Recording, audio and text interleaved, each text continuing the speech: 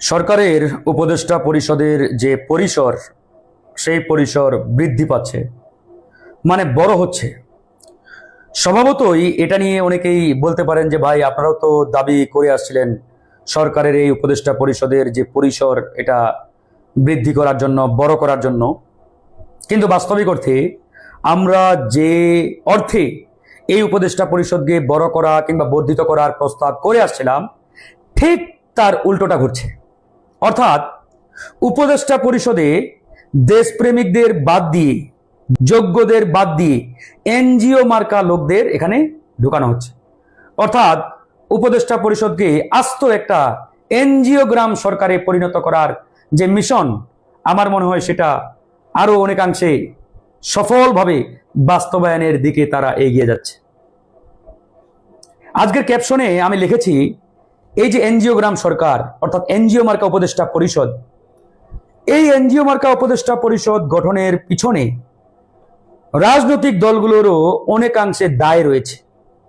তারা কোনোভাবেই দায় এড়াতে পারেন না।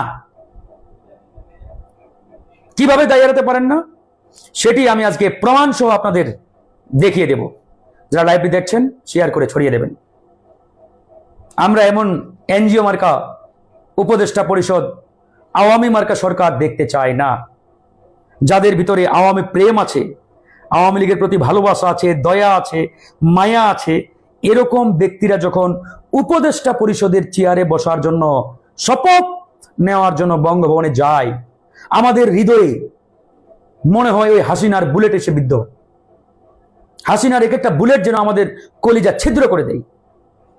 কোনোভাবেই মানতে পারি না আপনি দেশপ্রেমিক যোগ্য ব্যক্তিদের বাদ দিয়ে এনজিওগ্রাম সরকার বানাবেন, এনজিও কর্মীদের উপদেষ্টা পরিষদের চেয়ারে বসাবেন। এটা আপনারাই বলেন, এটা কি মেনে নেওয়ার মতন? কোনোভাবে এটা মেনে নেওয়ার মতন? আজকে বাংলাদেশের নানান সংকট, নানান সমস্যা কেন? কারণ তো পরিষ্কার। কারণ এই উপদেষ্টা পরিষদে আজকে যারা উপদেষ্টা হয়েছেন, এদের ৯৯% হাসিনার দুঃশাসন আমলে হাসিনার একটা আচরও লাগে নাই, ফুলের টোকাও এদের গায়ে লাগে নাই। বরং এদের অধিকাংশ হাসিনার আমলে শাহিনশাহী আরাম আয়েশে জীবনযাপন করেছেন, ভালো থেকেছেন।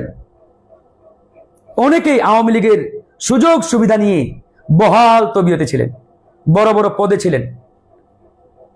কারো গায়ে একটা টাচ লাগে নাই। দেখেন শরীরের ছাদটা খুলে দেখেন ওদের গায়ে হাসিনার একটা আঁচড় লেগেছে কিনা। আর আমাদের শরীরগুলো দেখেন, শরীরে অসংখ্য ওই ছররা বুলেটের চিহ্ন পাবেন, এখনো কপালে কাটা দাগ দেখতে পাবেন, পিঠে ওই র্যাবের পিটুনির দাগ এখনো লেগে আছে, ওই আয়না ঘরে ডিবির পা দিয়ে বুটের লাথির দাগ এখনো আমাদের শরীরে প্রত্যেকটা জায়গায় লেগে আছে। এই হচ্ছে বাস্তবিক অবস্থা। আর আজকে যারা উপদেষ্টা পরিষদের চেয়ারে, তারা বিগত ১৫-১৬ বছর কোথায় ছিলেন, তাদের আমল নামাটা একটু অ্যানালাইসিস করুন, একটু আমল নামাটা যাচাই করুন যে তারা কারা। এদের আমল নামা খুললেই আমল নামার প্রত্যেকটা পরতে পরতে পাতায় পাতায় পাবেন এরা আওয়ামী লীগের সুবিধাভোগী, আওয়ামী লীগের উচ্ছিষ্টভোগী, আওয়ামী লীগের আমলে খুব আরামে ছিলেন, আয়েসে ছিলেন, এদের গায়ে একটা টোকরও লাগে নাই। এভাবেই বহাল তবিয়তে ১৫টি বছর থাকলেন। হাসিনা পালিয়ে যাওয়ার পরে আবার তারা সরকারের চেয়ারে। তার মানে আমাদের আগেও আওয়ামী লীগ, এখনো আওয়ামী লীগ। কথাগুলো কেন বলছি? কষ্টের জায়গা থেকে, ক্ষোভের জায়গা থেকে। এখন আবার উপদেষ্টা পরিষদ বাড়ানোর সিদ্ধান্ত নিয়েছে।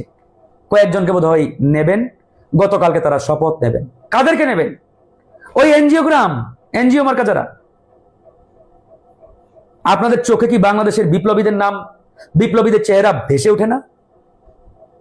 চোখে দেখতে পারেন না বিপ্লবী কারা, কাদের ভিতরে বিপ্লবের স্পিরিট আছে? আজকে বারবার বলেন পুলিশ কাজ করছে না, পুলিশ বাহিনী ফাংশন করছে না, এটা সেটা। What is this? এসব তো ব্যাককল মার্কা কথা। পুলিশ কাজ করবে মানে ওর বাপ দাদা 14 গোষ্ঠী কাজ করবে, এক সপ্তাহের মধ্যে ফাংশন করবে পুলিশ। কিন্তু ওই রকম ব্যক্তিকে স্বরাষ্ট্র উপদেষ্টার দায়িত্বে বসাতে হবে। স্বরাষ্ট্র উপদেষ্টার দায়িত্বে দিয়েছেন এমন একজন ব্যক্তি মিউ মিউ করে কথা বলে। স্বরাষ্ট্র উপদেষ্টা তার একটা গর্জনে, একটা অর্ডারে টেকনাফ থেকে তেতুলিয়া কেঁপে উঠবে, প্রত্যেকটা থানা ভূমিকম্প শুরু হয়ে যাবে। আর স্বরাষ্ট্র উপদেষ্টা মিডিয়াতে এসে মেয় মেয় করে কথা বলেন। কেন বলেন জানেন? কারণ এই যে ভিতরে বিপ্লবের স্পিরিট নাই, বিপ্লব ধারণ করেন না। 2000 ছাত্র জনতার রক্তের উপরে দাঁড়িয়ে তাদের যে চেয়ার, এটা তারা মনেই করেন না যে আমার চেয়ারের নিচে 2000 ছাত্র জনতার রক্ত প্রবাহিত, মনে করেন না তো।